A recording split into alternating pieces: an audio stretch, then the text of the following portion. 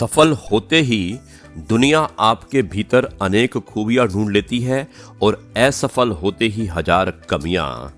दोस्तों, सूर्य का सतह का तापमान 6000 और केंद्र का 1.5 करोड़ डिग्री है। ऐसी असीमित ऊर्जा के स्वरूप सविता के समक्ष इस छोटे से कीटाणु की क्या औकात। सविता यानी कि सूर्य की शरण लें और आशावादी बने। मंगलमय भविष्य आ रहा है, विश्वास रखें, सब ठीक होगा। Everyone be happy and everyone be healthy. यह है आपका अपना प्रिय आरजे आदि कश्यप मुंबई से मानुस और आपके लिए लेकर आया है आपका मनपसंद प्रोग्राम पॉजिटिव कर्मा। आज दिन है 27 अक्टूबर और आज कह सकते हैं कि आज है मंगलवार। दोस्तों, अब मैं इस कार्यक्रम को आगे बढ़ाता हूं। रिश्तों को गलतियां उतना कमजोर नहीं करती जितना कि गलत फहमियां कमजोर कर देती हैं। पेश है एक मजेदार किस्सा और यह आपको जरूर पसंद आएगा। ये एक व्यंग्य है और इसको मैं आपको सुनाना चाहता हूं। दोस्तों, एक बार की बात है कि गुप्ता जी एक मारवाड़ी जो कि बनिए के यहाँ शादी में गए। शादी का पंडाल बड़ा भव्य था और उसमें अंदर जाने के लिए 2 दरवाजे थे। एक दरवाजे पर रिश्तेदार और दूसरे पर दोस्त लिखा था। गुप्ता जी बड़े फक्र से दोस्त वाले दरवाजे के अंदर चले गए। आगे फिर 2 दरवाजे मिले, एक पर महिला और दूसरे का पुरुष लिखा था। गुप्ता जी पुरुष वाले दरवाजे के अंदर चले गए। वहां फिर 2 दरवाजे थे और एक पर गिफ्ट देने वाला लिखा था और दूसरे पर बिना गिफ्ट देने वाला। गुप्ता जी को हर बार अपनी मर्जी के दरवाजे से अंदर जाने में बड़ा मजा आ रहा था। उसने ऐसा इंतजाम पहली बार देखा था। गुप्ता जी ने सोचा कि चलो बिना गिफ्ट देने वाले दरवाजे से अंदर चलता हूं। जब अंदर जाकर देखा तो गुप्ता जी बाहर की गली में खड़े थे और वहां लिखा था, शर्म तो नहीं आ रही होगी, बनिए की शादी में मुफ्त में रोटी खाओगे, जाकर बाहर और हवा का। गुप्ता जी को अब बहुत शर्म आ रही थी क्योंकि वो सोच रहे थे कि शायद बिना गिफ्ट दिए ही इस शादी में खाना खा के चले जाएंगे। दोस्तों, एक व्यंग था, इसको आप अदरवाइज मत लीजिएगा। ये माहौल बनाने के लिए और माहौल में थोड़ा सा रंग लाने के लिए हमने इसको सुनाया था। यह है आपका अपना प्रिय आरजे आदि कश्यप मुंबई से मानुस और आपके लिए लेकर आया है आपका मनपसंद प्रोग्राम पॉजिटिव कर्मा। 27 अक्टूबर मंगलवार का दिन। दोस्तों, अयोध्या से वापस आने पर मां कौशल्या ने श्री राम को पूछा, रावण को मार दिया? भगवान श्री राम ने बहुत ही सुंदर जवाब दिया।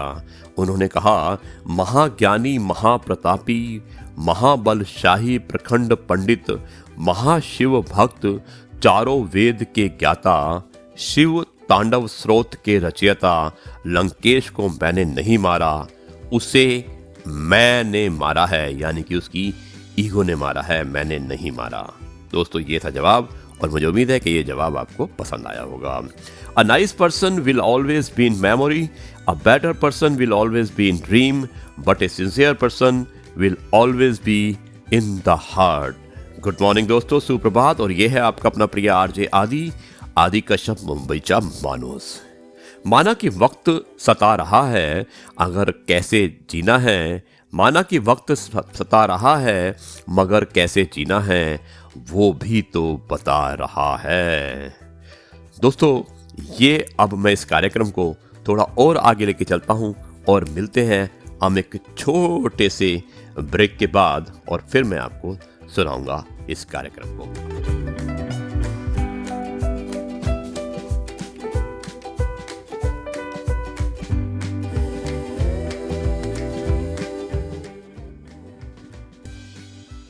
यह दोस्तों, एक बार फिर आपका अपना प्रिय आरजे आदि कश्यप मुंबई से मानुस और आपके लिए लेकर आया है आपका मनपसंद प्रोग्राम पॉजिटिव कर्मा। और मुझे उम्मीद है कि यह कार्यक्रम आपको पसंद रहा होगा। एपिसोड नंबर 171, मंगलवार का दिन 27 अक्टूबर।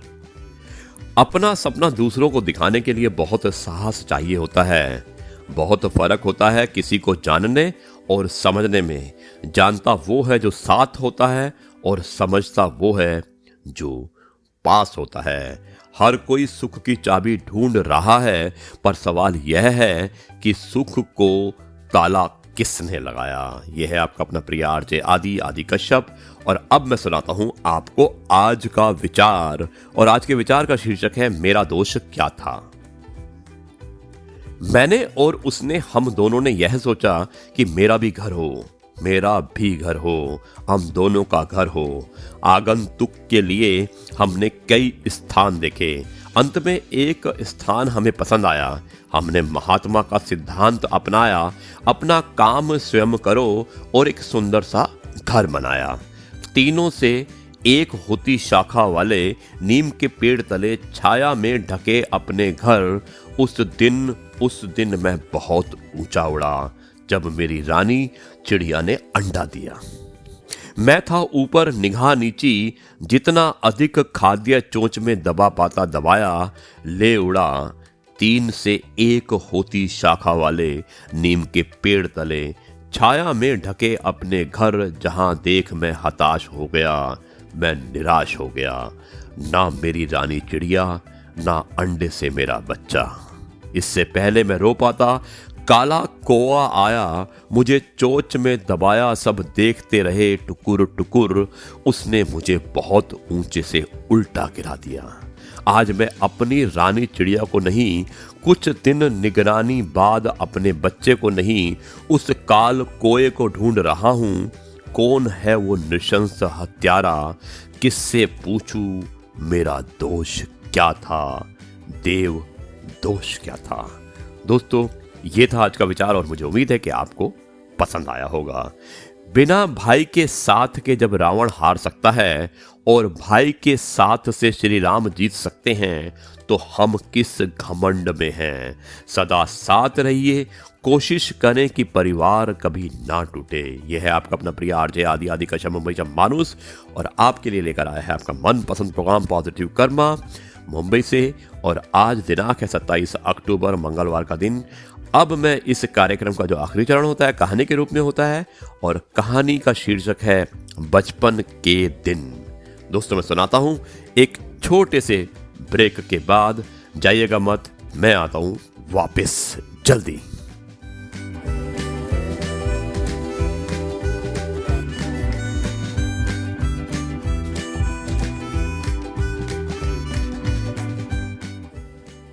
दोस्तों, एक बार फिर आपका अपना प्रिय आरजे आदि कश्यप, मुंबई का मानू सर आपके लिए लेकर आया है आपका मनपसंद प्रोग्राम पॉजिटिव कर्मा। और ये कार्यक्रम आपको कैसा लगता है, आपको ये मुझे बताना होगा। और मुझे बताइएगा मेरे मोबाइल नंबर पर, जो व्हाट्सएप नंबर है 9833880402। अब मैं इस कार्यक्रम का आखिरी जो चरण होता है कहानी, मैं आपको सुनाने वाला हूँ, जिसका शीर्षक है बचपन के दिन।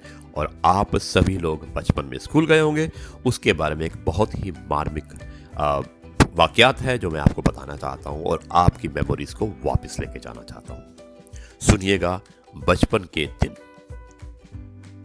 बचपन में स्कूल के दिनों में क्लास के दौरान टीचर द्वारा पेन मांगते ही हम बच्चों के रॉकेट गति से गिरते पड़ते सबसे पहले उनकी टेबल तक पहुंचकर पेन देने की अघोषित प्रतियोगिता होती थी।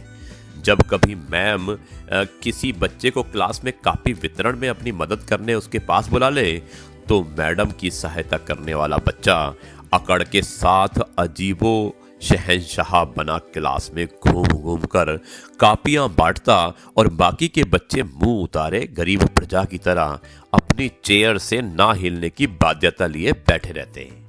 टीचर की अनुपस्थिति में क्लास के भीतर चहल कदमी की अनुमति कामयाबी की तरफ पहला कदम माना जाता था। उस मासूम सी उम्र में उपलब्धियों के मायने कितने अलग होते थे। पहला कि टीचर ने क्लास में सभी बच्चों के बीच अगर हमें हमारे नाम से पुकार लिया, और दूसरा टीचर ने अपना रजिस्टर स्टाफ रूम में रखकर आने बोल दिया, तो समझो कैबिनेट मिनिस्टरों के चयन का गर्व होता था। दोस्तों, आज भी याद है जब बहुत छोटे थे, तब बाजार या किसी समारोह में हमारी टीचर दिख जाए तो भीड़ की आड़ ले छिप जाते थे। जाने क्यों किसी भी सार्वजनिक जगह पर टीचर को देख हम छिप जाते थे। अभी तक समझ नहीं आया कैसे भूल सकते हैं अपने उन गणित के टीचर को जिनके खौफ से 17 और 19 का पहाड़ा याद कर पाए थे। कैसे भूल सकते हैं उन हिंदी शिक्षक को जिनके आवेदन पत्रों से ये गूढ़ ज्ञान मिला कि बुखार नहीं, ज्वर पीड़ित होने से साथ सनम्र निवेदन करने के बाद ही 3 दिन का अवकाश मिल सकता है। दोस्तों, अपने उस कक्षा शिक्षक को कैसे भूल सकते हैं जो शोर मचाते बच्चों से भी ज्यादा ऊंची ऊंची आवाज में गरजते थे, मछली बाजार है क्या? मैंने तो मछली बाजार में मछलियों के ऊपर कपड़ा हिलाकर मक्खी उड़ाते खामोश दुकानदार ही देखे हैं। दोस्तों, वो टीचर तो आपको भी बहुत अच्छे से याद होंगे जिन्होंने आपकी क्लास को स्कूल की सबसे शैतान क्लास की उपाधि से नवाजा था। उन टीचर को तो कतई नहीं भुलाया जा सकता जो होमवर्क कॉपी भूलने पर यह कहकर कि कभी खाना खाना भूलते हो क्या, बेइज्जत करने वाले तकिया कलाम से हमें शर्मिंदा किया करते थे।